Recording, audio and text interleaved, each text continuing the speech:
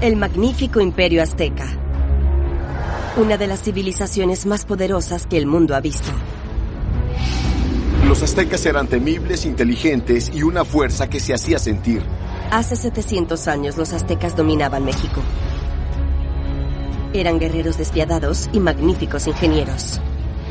Pero después de solo 200 años, los invasores españoles acabaron con su vasto imperio. Nunca habían visto armas metálicas. Jamás habían visto armas así. Era como si empuñaran un rayo o una centella. Durante siglos, los arqueólogos han intentado comprender quiénes eran los aztecas y cómo construyeron su grandioso imperio.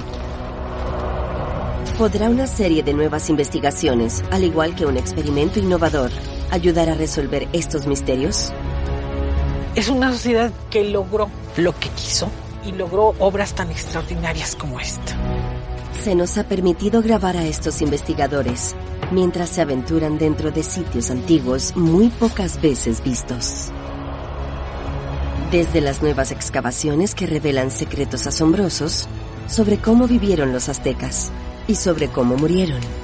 Se localizaron restos humanos, 2 huesos largos. Hasta ilustraciones espectaculares que quizás expliquen la verdad sobre sus orígenes. ¿Podrán estas pistas extraordinarias, al igual que un innovador intento de construir una verdadera pirámide azteca? Lo que he aprendido hasta ahora es que requirió una gran cantidad de trabajo construir algunas de estas estructuras. Dar luz sobre los increíbles secretos de los aztecas y revelar cómo era la vida dentro de uno de los imperios más grandes de la historia.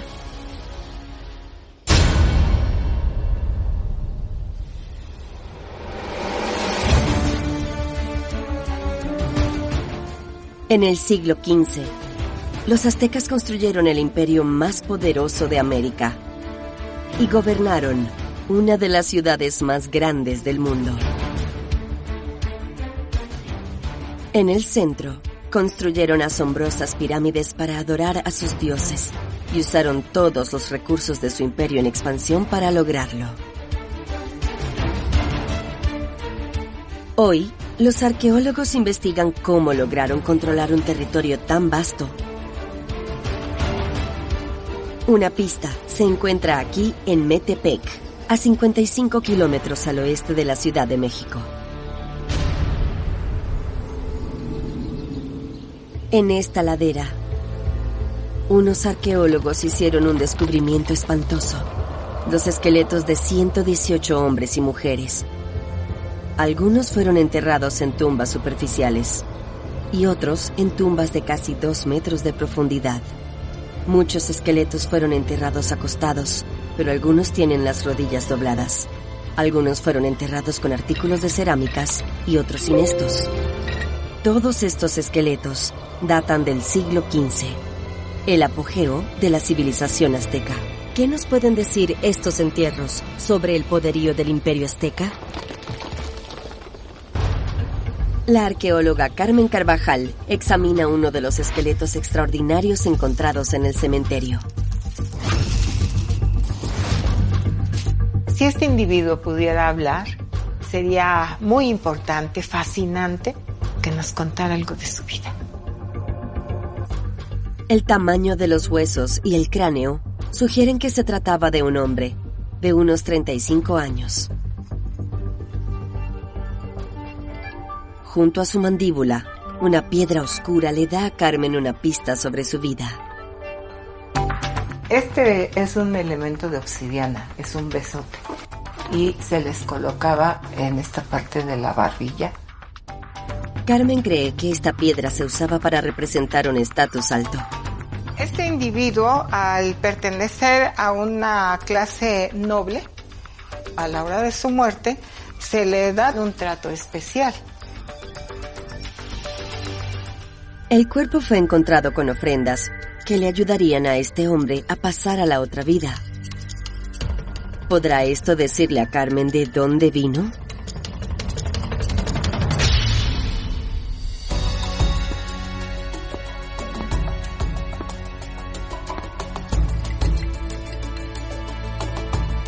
Todas estas vasijas son del grupo azteca. Los malacates, los sellos, los objetos de cobre, las pinzas, la aguja. Las ofrendas indican que se trata de un esqueleto azteca. Pero muchos de los cuerpos encontrados aquí no fueron enterrados con las mismas ofrendas. Carmen cree que algunos de los esqueletos no son de los aztecas, sino de la tribu local de los Matlatzinca. ¿Por qué enterrar a los aztecas junto a los Matlatzinca? Al llegar los aztecas al Valle de Toluca y encontrar a este grupo Matlatzinca posesionado de todo el valle, lo primero que hacen es conquistarlos. Después de derrotar a los Matlatzinca, los aztecas los absorbieron en su imperio. Los Matlatzinca comenzaron a luchar en los ejércitos aztecas, y ambas tribus empezaron a convivir juntas. Los aztecas cohabitaron con sus antiguos enemigos. Pero Carmen quiere saber más sobre cómo establecieron el control. En la cercana Calixtlahuaca, los arqueólogos han descubierto una pista. A diferencia de la mayoría de los monumentos aztecas, esta estructura es redonda. ¿Podrán estos muros circulares mostrarle a Carmen más sobre cómo ejercían el poder los aztecas? Por su formato, está dedicado a la deidad de Hecatquetzalcoatl. Hecatl, dios del viento. Los templos que honran al dios azteca del viento no tienen una orientación específica. Están construidos para que el viento sople a su alrededor con facilidad y para reflejar que el viento viene de todas las direcciones. El monumento es redondo, dando alusión al movimiento del viento. Carmen entra a investigar y descubre un secreto fascinante.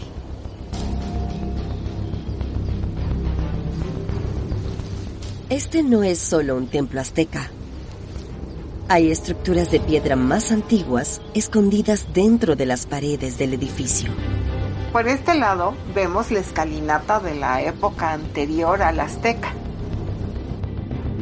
El imponente templo redondo tiene otro templo en su interior. Cuando los aztecas tomaron el control de la región, no destruyeron las antiguas estructuras. Sencillamente, construyeron las suyas encima de estas. Los aztecas construyen sobre lo que ya está, posiblemente por reuso, sí, pero más que nada por simbolismo.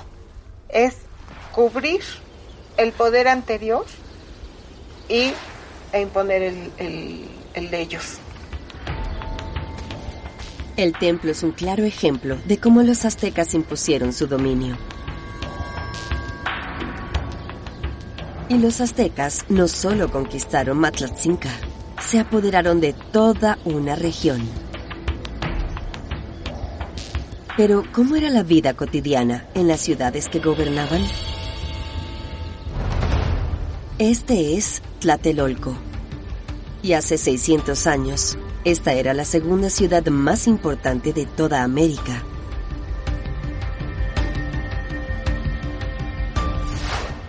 Ubicada a 2 kilómetros del Templo Mayor, Tlatelolco fue la capital comercial de los aztecas. En su corazón había un gran complejo ceremonial, con una magnífica pirámide en el centro. Su mercado era el más grande e importante del imperio, visitado por 25,000 personas cada día. Tlatelolco fue la sede del comercio azteca. Pero ahora, nuevas excavaciones revelan oscuros secretos escondidos en el centro de la ciudad. El arqueólogo Salvador Guillem excava un increíble sitio nuevo en Tlatelolco, llamado el Gran Sótano. Cuando empezamos a hacer la arqueología de este espacio, precisamente partimos de preguntas muy claras.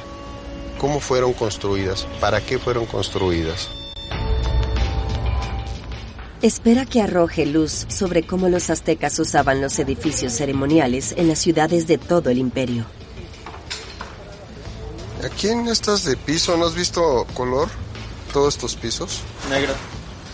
¿Rojo no? Negro, todo esto salía negro. Todo esto. La piedra negra en el piso y la piedra roja que adorna las paredes significan que este edificio pudo haber estado dedicado al dios de la guerra. Van a ser casas de oración, casas en las cuales quizá los guerreros subían a hacer una especie de penitencia, una especie de ayuno. En este edificio ceremonial, el equipo de Salvador ha encontrado una serie de estancias dispuestas en torno a un altar central. Ahora están desenterrando cerámica y quemadores de incienso. Puro comal. Pero acaban de descubrir algo impactante. Restos humanos. En este espacio se localizaron restos humanos, 2 huesos largos. Aquí, las personas eran sacrificadas para honrar a los dioses. Paola, la arqueóloga, en este momento está buscando más elementos, más partes de ese sacrificio para comprender a qué dios lo dedicaron. Monumentos ceremoniales como este fueron claves para la sociedad azteca. Pero los secretos de cómo se construyeron se han ocultado durante siglos. En un sitio de construcción a las afueras de la Ciudad de México, el arqueólogo David Walton y el arquitecto Lucas Cantú continúan con su innovador experimento que consiste en construir una réplica de las pirámides aztecas. David y Lucas ya terminaron el primer nivel de su pirámide. Ya les cuadra aquí y les cuadra acá. Ahora necesitan darle altura. Bueno, en este momento estamos comenzando con la segunda capa y todas las cuerdas marcan los ángulos y niveles adecuados. Solo estamos dejando los cimientos y construyendo según eso. Mientras agregan peso extra a la pared superior de la pirámide, el equipo espera descubrir cómo hicieron los aztecas para evitar que las paredes de la pirámide colapsaran sobre sí mismas. Si hay paredes inclinadas y nada ayuda a sostenerlas, se derrumbarán por su propio peso. Agregaron tezontle molido, una roca volcánica, en la pirámide para que la estructura fuera mucho más sólida. Las pirámides egipcias tenían tumbas escondidas en su interior. Pero el tezontle prueba que las pirámides aztecas eran sólidas. Cualquier ofrenda o artículo que tenían para honrar a los dioses en las pirámides se entregaba cerca de las esquinas o frente a la escalera. Por eso pudimos haber dejado las ofrendas debajo de los cimientos de la pirámide, incluso antes de empezar a construirla. David y Lucas deben asegurarse de que las piedras cortadas con sumo cuidado se adhieran a medida que crece la estructura. Ellos experimentan con el método azteca de hacer mortero. Y dime, lo primero que tenemos que hacer es pulverizar un poco de tezontle. Sí. ¿Y cómo hacemos eso?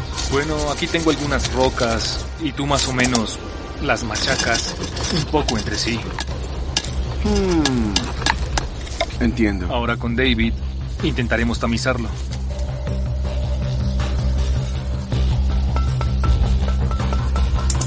Ahora usaremos un poco de cal en polvo.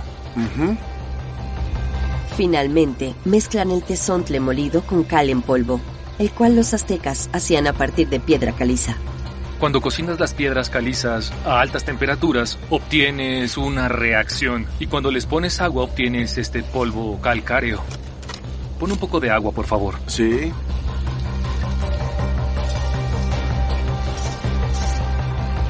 Entonces, ¿esto es lo que usaremos para unir la pirámide? Sí, esto es lo que sostendrá la pirámide. Este mortero es crucial. Es lo único que mantiene las paredes en su lugar. Todo el experimento obliga a David a replantear sus ideas sobre cómo los aztecas construyeron estos monumentos. Lo que he aprendido es cuánto trabajo se necesitó para construir algo así. No hablamos de un proceso que ocurre en el transcurso de una semana o un mes. Hablamos de años para construir algunas de estas estructuras enormes. Gracias a la mano de obra reunida de todo el imperio, los aztecas tenían los materiales y la mano de obra que necesitaban para construir sus increíbles pirámides. Pero, ¿cómo mantuvieron el control de las personas y los recursos?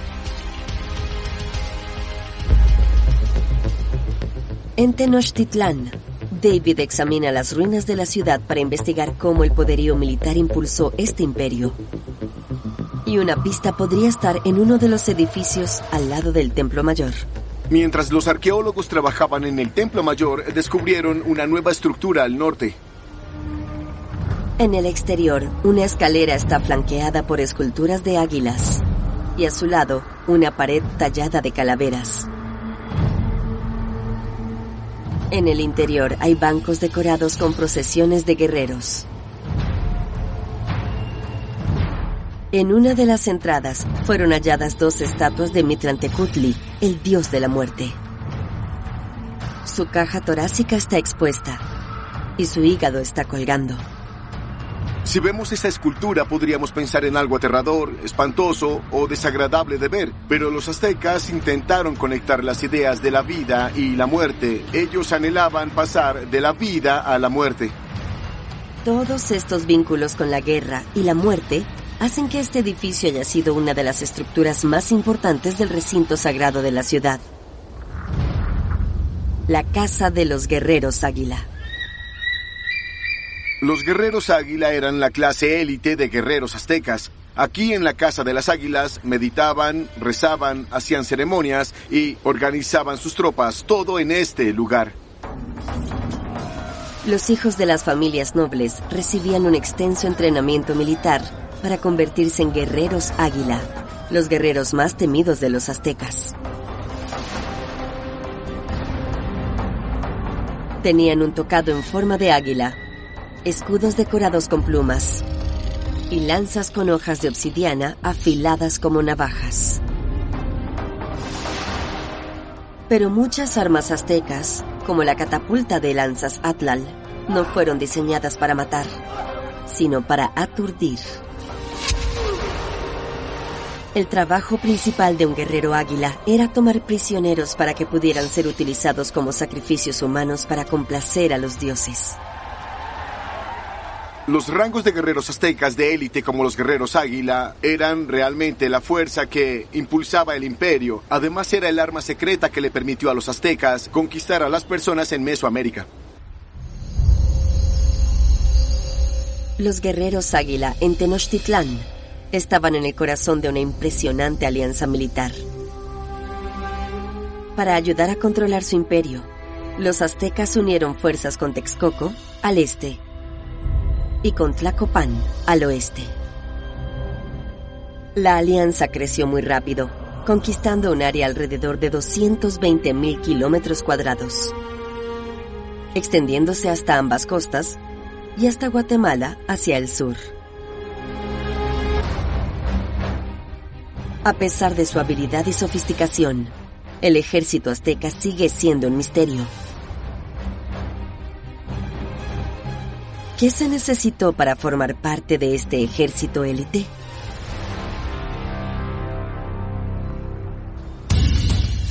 ...80 kilómetros al suroeste del Templo Mayor, en Malinalco, la arqueóloga Beatriz Zúñiga busca un templo que podría revelar más sobre los guerreros aztecas de élite. Pero para encontrarlo, deberá subir 427 escalones hasta la cima de una colina, que está a 120 metros sobre el valle. ¡Uf! ¡Qué fatiga! Los aztecas debieron haber estado en excelentes condiciones físicas. En la parte superior, Beatriz descubre estatuas de animales inusuales que flanquean los escalones que conducen al templo. A cada lado se encuentran las figuras de jaguares. Vemos que son figuras perfectamente talladas y están hechas sobre la piedra natural del cerro. Las estatuas de jaguares revelan que este templo fue utilizado por otra división élite de los soldados aztecas, los guerreros jaguar. Beatriz investiga el templo y en su interior encuentra 3 asientos. 2 son de águilas con las alas extendidas y la otra fue esculpida para parecer la piel de un jaguar. Las orejas puntiagudas, la representación de la nariz, las encías y los colmillos. Los asientos revelan que los guerreros jaguar y águila se reunían aquí para realizar rituales. En este lugar se llevaba a cabo la ceremonia de iniciación de los guerrero águila o guerrero jaguar.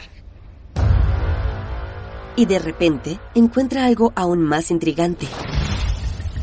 En el centro de la habitación hay un altar y detrás un agujero circular en el suelo. Hay evidencias, hay registros de que los guerreros practicaban el autosacrificio. Entonces ellos ofrecían su sangre. Seguramente que este fue un depósito para colocar esta parte del cuerpo humano que se estaba ofrendando. Los aztecas que querían convertirse en guerreros águila o jaguar venían aquí a sacrificar su sangre a los dioses, en rituales de iniciación.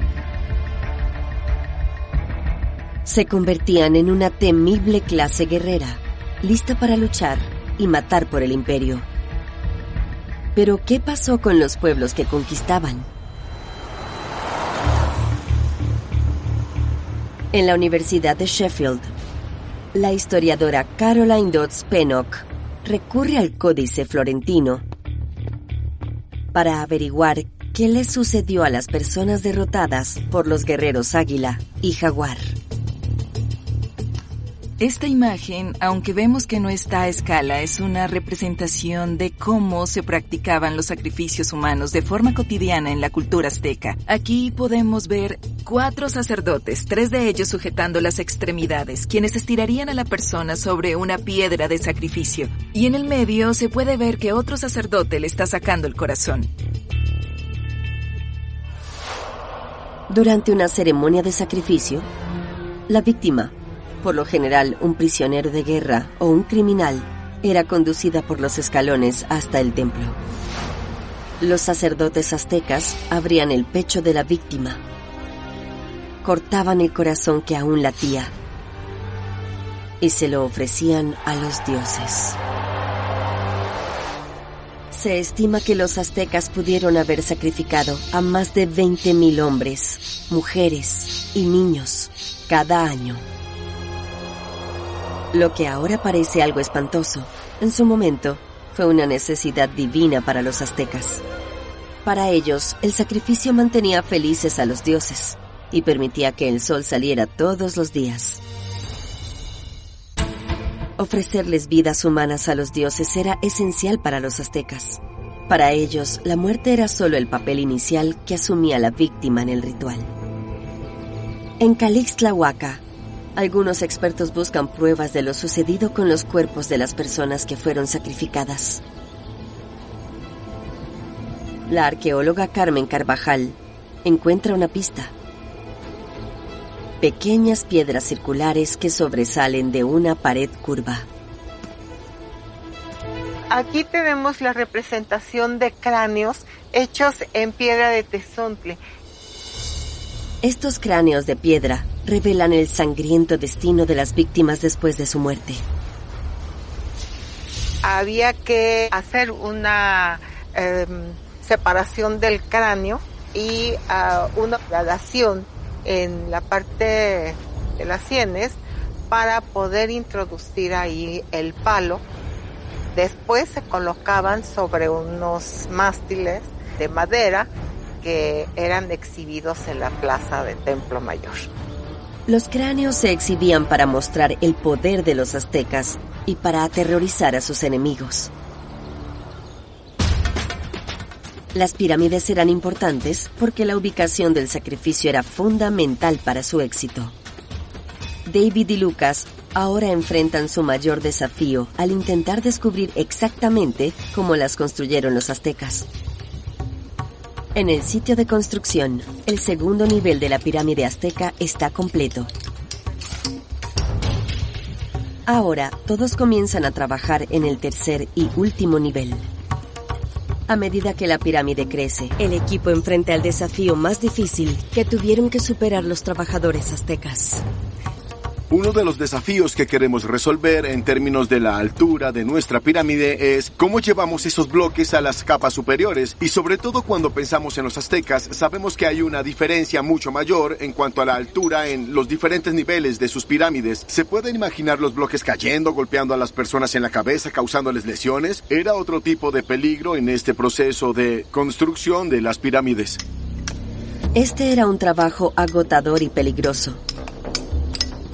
David cree que los aztecas perseveraron porque era esencial para su universo.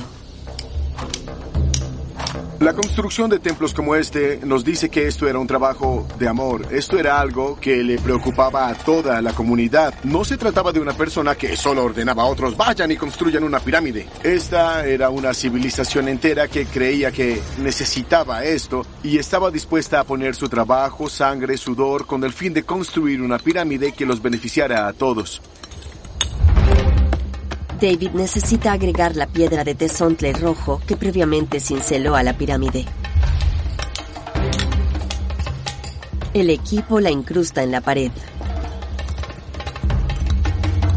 Haber tallado esto a mano en la cantera, traerlo aquí y verlo en la pirámide es fantástico, es gratificante. La construcción de estas pirámides habría involucrado a casi todas las personas de la sociedad. Entonces, ¿cómo era su vida bajo el dominio azteca? Hoy, en Tenayuca, los investigadores están aprendiendo más sobre la vida de los aztecas. La arqueóloga Beatriz Zúñiga investiga los restos de un antiguo arrabal. Los aztecas tenían un sistema de clases rígido que dictaba cómo vivían.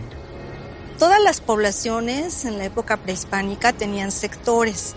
Por un lado estaba el centro ceremonial, por otro estaban los palacios y por otro lado estaban las áreas en donde vivía el grueso de la población. Beatriz busca en las ruinas de una casa para averiguar quién vivió allí. El tipo de material es piedra cantera, que implicó traer la piedra desde allá, contratar personal, que se cortara la piedra, que se colocara. Entonces, todo lo que esto implica para construir una casa no lo podía hacer una familia de campesinos. Esta familia adinerada, con el tiempo, le agregó habitaciones a su casa. Hay muchos lugares en donde se nota cómo fueron agregando cuartos, cómo fueron subiendo incluso los niveles, cómo fueron extendiéndose. Por eso vemos una serie de cuartos, de repente se estrechan, de repente se amplían, de repente se hacen más profundos. Las casas se hicieron más grandes a medida que crecían las familias.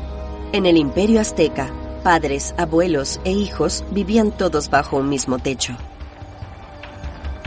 Una población de rápido crecimiento significaba que los aztecas tenían una gran mano de obra para construir las pirámides.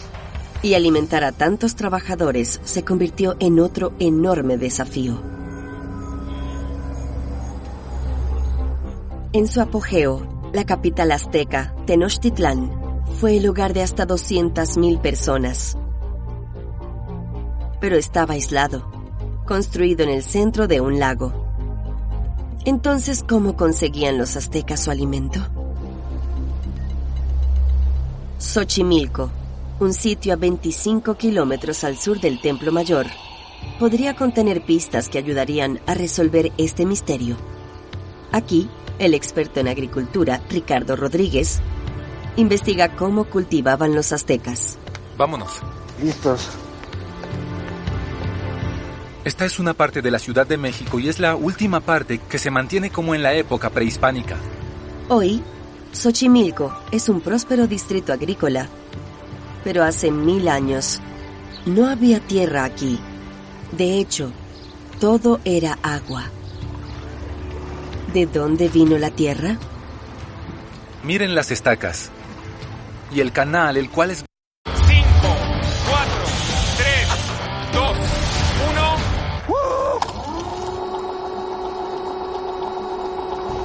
1... ¡Forjadores! ¡Les quedan 2 horas de tiempo! Cuando avanza el reloj, aprovechar el tiempo es vital en Desafío sobre Fuego Latinoamérica por History Channel. Presentado por Swiss Medical, medicina privada. Conéctate con lo que te hace bien. Estoy con el tiempo encima, muy encima. Bastante recto. Este es un sistema hecho por el hombre, no es algo natural. Estos campos se llaman chinampas. Los aztecas que vivían en Tenochtitlán no tenían tierras para cultivar alimentos ni para criar animales. Así que construyeron estos campos desde cero.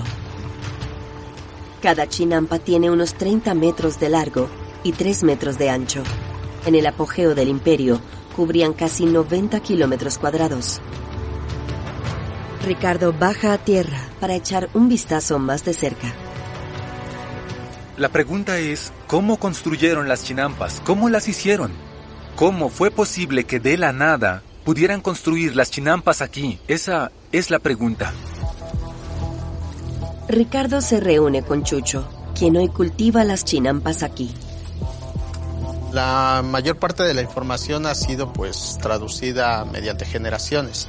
Y pues mi padre es el que me ha enseñado este trabajo de la chinampería. Usan las herramientas y técnicas antiguas para construir el modelo de chinampa, para investigar cómo las hacían los aztecas. Lo primero que nosotros haremos será poner 4 pilares y hundirlos en el agua para poder formar un cuadrado.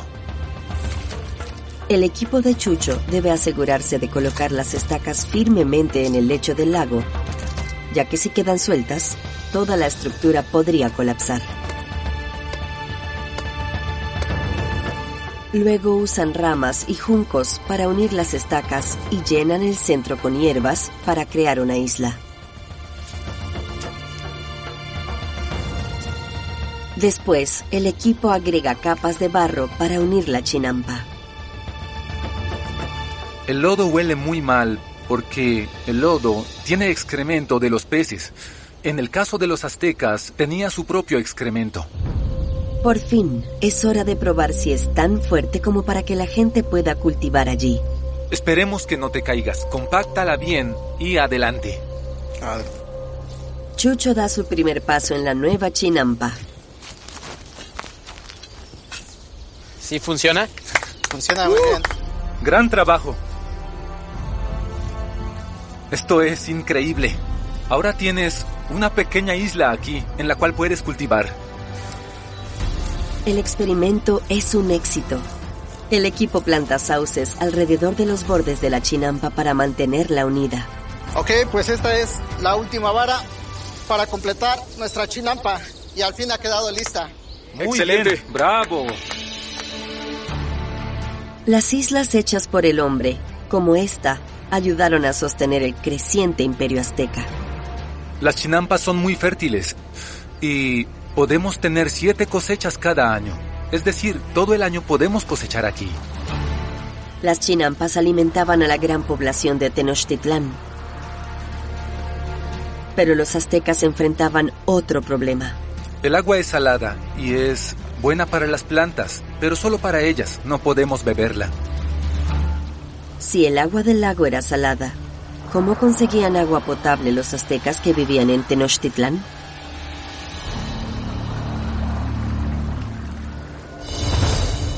En Texcotzinco, 30 kilómetros al este del Templo Mayor, la arqueóloga Marta Hernández busca pruebas que puedan ayudar a resolver este misterio. Texcotzinco fue construida en el siglo XV por un aliado de los aztecas, el rey Nezahualcóyotl. Este era su retiro real. Nezahualcóyotl sí fue conocido como un conocedor de las técnicas y de los sistemas del manejo del agua. Marta busca pistas en el sitio.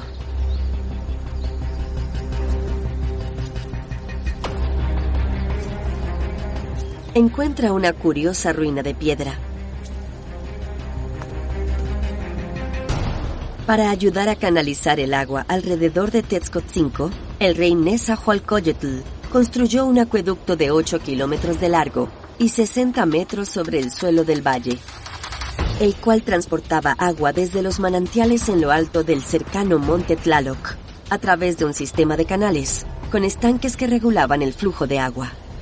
Este es el último de los acueductos, porque es el que lleva ya directamente el agua al Texcoco, a ese enorme recinto labrado en la roca.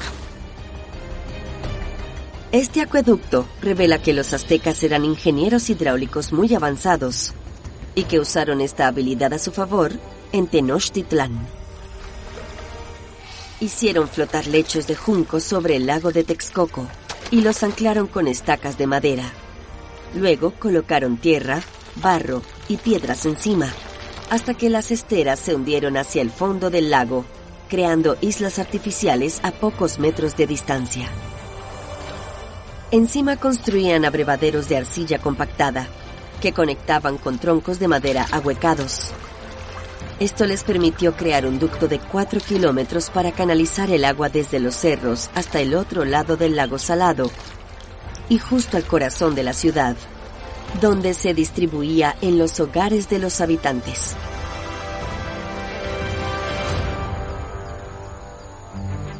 Proyectos de ingeniería ambiciosos como estos debieron haber requerido cantidades colosales de esfuerzo humano.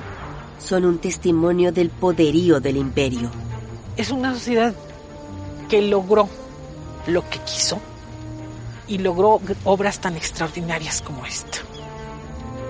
Desde acueductos hasta pirámides, los aztecas demostraron ser constructores sofisticados. ¿Podrá un equipo de construcción moderno descifrar los secretos de ingeniería detrás de su éxito? En el sitio de construcción, los niveles de la pirámide están completos. Ahora Lucas trata de descubrir cómo los aztecas usaban la piedra caliza para decorar sus monumentos.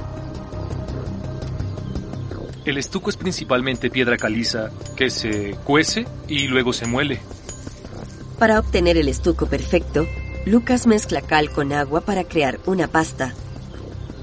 Pero conseguir la consistencia adecuada es un desafío. Si tiene mucho líquido, el estuco goteará por la pirámide, y si es muy espeso, puede agrietarse a medida que se seca. Una consistencia como de mantequilla de maní o guacamole, que es viscoso, pero no líquido. La cal era muy valiosa para los aztecas debido a que la usaban para decorar sus pirámides. La recolectaban como un impuesto, también conocido como tributo, de las regiones conquistadas en todo el imperio. Algunas de las pirámides estaban cubiertas con yeso blanco, pero muchos monumentos aztecas estaban decorados con una variedad de colores. Lucas y David deciden teñir el estuco de rojo con un mineral, la hematita. Este es uno de los minerales más comunes que puedes encontrar en un paisaje. Parece la mezcla para el pastel Red Velvet. Ya me dio hambre. El estuco rojo ya está listo para ser aplicado. Sí, se verá perfecto en nuestra pirámide. Así que Lucas quiere probarlo. La roca es muy porosa, por lo que en cierto modo solo queremos rellenar los huecos. Entiendo. Para obtener una superficie pareja, entonces intentamos suavizarla tanto como podamos. Sí, el color se ve bien, se ve bastante consistente. Lucas y David han resuelto uno de los misterios más importantes que rodean a las pirámides aztecas. Descubrieron qué veían ellos en esa época. Imagínenselo, debió haber brillado con una luz propia. Tuvo que ser algo asombroso de ver. Los aztecas se apoderaron de materiales de todo su imperio para construir sus pirámides. Prueba de que eran una fuerza poderosa. Entonces, ¿cómo ¿Y por qué colapsó esta poderosa civilización? Caroline examina el Códice Florentino para buscar pistas sobre su caída. Esta es una imagen fascinante del desembarco español en la costa. Vemos grandes barcos europeos que los aztecas nunca habían visto antes, lo que ellos llamaban las torres en el mar. Hernán Cortés fue un conquistador español que en 1519 navegó a México para conquistar territorio con 500 hombres. Los aztecas se hubieran quedado asombrados con algunas de las cosas que trajeron los europeos. Nunca habían visto armas metálicas y nunca habían visto ese armamento. Las armas crearon una gran impresión porque era como si empuñaran un rayo o una centella. Nunca habían visto ni caballos ni ganado. Estas eran demostraciones, el tipo de cosas que conmocionarían el mundo azteca. Incluso con caballos y armas metálicas, los españoles fueron superados en número por los aztecas. Conquistarlos debió haberles parecido algo imposible. Caroline cree que una clave del éxito de Cortés se encuentra en los rostros de los soldados que luchan junto a sus hombres. Esta imagen nos muestra una combinación de guerreros españoles y soldados indígenas. Entonces, aquí vemos españoles a caballo con armadura y podemos notar la distinción con los guerreros indígenas que caminaban con sus escudos. Cortés convenció a los enemigos locales de los aztecas para que se unieran a él, y pronto estuvo preparado para llevar la lucha a la mismísima capital azteca. Cuando Cortés y su ejército llegaron a Tenochtitlán, se maravillaron por lo sofisticada que era y por su tamaño. Los aztecas le ofrecieron oro a Cortés, un regalo para convencerlo de que no desatara la guerra en la ciudad. Pero los españoles masacraron a los nobles y tomaron como rehén al rey azteca Moctezuma, hasta que los aztecas los expulsaron. Los españoles regresaron con un ejército aún más grande y destruyeron la ciudad, asesinando a casi 250,000 de personas en su conquista. Esta derrota brutal fue el final de la otrora poderosa ciudad de Tenochtitlán. Pero, ¿qué pasa con el resto del imperio azteca? En Tlatelolco, David Walton investiga cómo terminó la conquista. El letrero dice: el 13 de agosto de 1521, firmemente defendido por Cuauhtémoc, cayó Tlatelolco en poder de Hernán Cortés. Tlatelolco fue el último bastión del imperio azteca. Este era su último recurso después de que los españoles derrotaran a los aztecas en Tenochtitlán. Este fue el lugar de su último bastión, de la batalla final, la derrota definitiva. David cree haber descubierto por qué quedan tan pocas pirámides aztecas en la actualidad. Si vemos esta iglesia podemos ver que es tezontle, es el material que los aztecas usaron para sus templos, y los españoles derribaron todos esos templos y usaron esa misma piedra de tezontle para sus nuevas construcciones. Los conquistadores españoles utilizaron las piedras de las pirámides aztecas para construir sus propios lugares de culto, sobre los mismos sitios. Era una forma simbólica de demostrar su poder. Pero incluso con aliados locales, armas de metal y caballos, ¿cómo fue posible para los españoles derrotar a los aztecas de manera definitiva? David cree que su éxito se debe a otra cosa.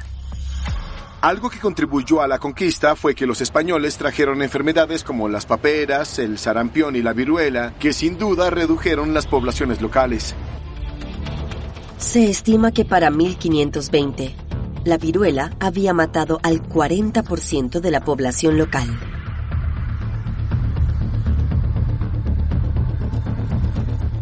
Los españoles diezmaron a los aztecas y acabaron con su conocimiento de cómo construir sus extraordinarias pirámides. ¿Cómo podrán David y Lucas construir la parte final y más difícil de su pirámide sin una guía?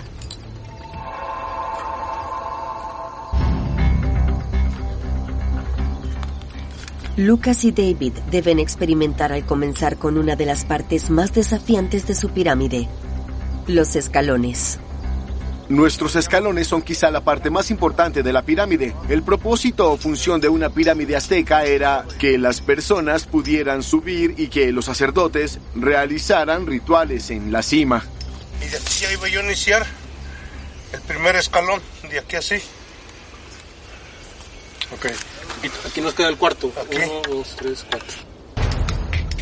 Usan técnicas tradicionales para marcar las balaustradas y los escalones, manteniéndolos nivelados de la misma manera que lo hubieran hecho los aztecas.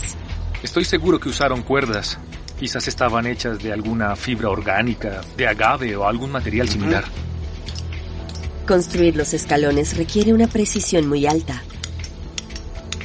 Las piedras deben tener forma no de uno, sino de 2 lados. Y al igual que las escaleras aztecas, estos escalones deben quedar perfectamente simétricos. Las escaleras son un verdadero desafío porque las balaustradas y las escaleras deben parecer esculturas.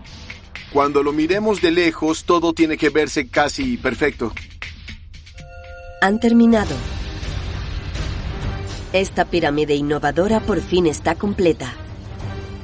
Ahora David y Lucas comprenden de verdad cuán importantes eran las pirámides para los aztecas. Estoy en la cima de esta pirámide y se siente fantástico. Puedo ver el valle circundante. Tengo la sensación de que estoy por encima de todos los demás. Es lo que hubiera sentido un sacerdote azteca mientras realizaba rituales, digamos hace unos 700 años. La pirámide tiene casi 2 metros de alto, con una base de 5 metros de ancho. Construirla tomó 5 semanas, 20 toneladas de piedra y mortero, y la ayuda de un equipo de 12 trabajadores. Sí, Lucas, vaya, mira esto. Es increíble. Mira cómo el mortero parece estar aguantando bien. Sí, todo se mantiene en su lugar. Incluso me gusta que hayamos agregado un poco de piedra con materia orgánica. Sí, un poco de materia orgánica. Me gustan mucho las piedras de las esquinas. Tienen una línea limpia y todo es consistente a lo largo del costado. Sí, la geometría es perfecta. Sí, esa fue la parte más difícil, tomar esta piedra cruda y dejarla con una forma geométrica. Si lo piensas, es casi como una escultura. Construyendo una pirámide desde los cimientos hasta la punta, tallando los bloques a mano y apilándolos capa por capa para crear una obra maestra. El equipo ha revelado hasta qué punto el simbolismo y los rituales afectaron cada aspecto de la vida azteca. Siempre he admirado a los aztecas, pero ahora al construir esto los admiro mucho más. Ahora la inmensa habilidad y destreza de los ingenieros aztecas se descubre en todo su esplendor. Luego de hacer esto, tengo una mejor idea de cuánta habilidad tenían los aztecas, qué tan buenos eran construyendo y que sin duda eran una sociedad impresionante, una que debemos estudiar y considerar cuando pensamos en todas las sociedades del mundo antiguo.